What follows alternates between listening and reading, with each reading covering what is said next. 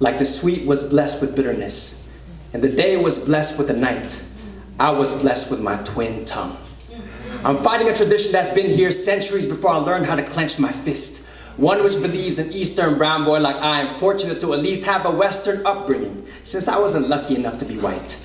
My family is proud of this long history of assimilation. This tradition, along with my resistance against it, has forked my tongue in two. And either tongue I carried was frail as they tangled and stretched the opposite directions, working against each other.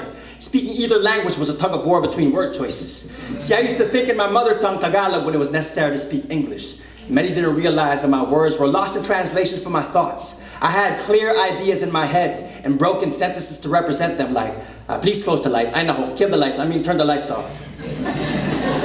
Now my Tagalog became Taglish, and common expressions were too shameful to use fully.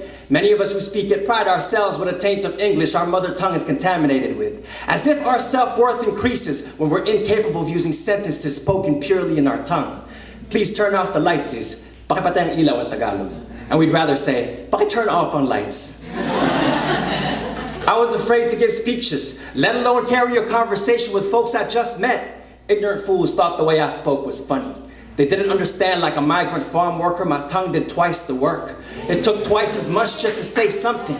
My speech had an identity crisis, a split personality, and words went above me. It was an unsettling storm, a hurricane of mispronunciations. My thick English accent struck ears like lightning. My corneal Taglish rolled off like thunder, trailed by a rain of mockery. And I, caught in the eye of this chaos, lost in both assimilation and resistance, found a silver lining in the clouds, poetry. A calling to cultivate my heritage into a force of nature.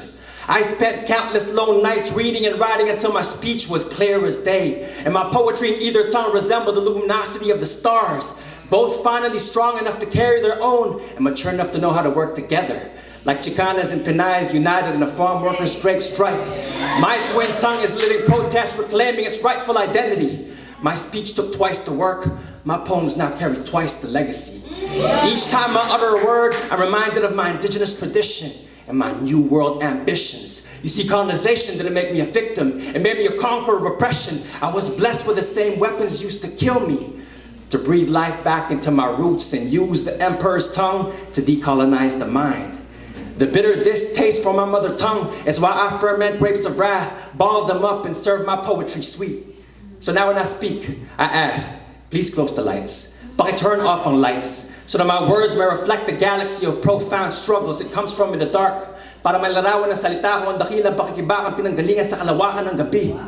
And my twin tongue, like lightning and thunder, may be trailed by a rain of applause.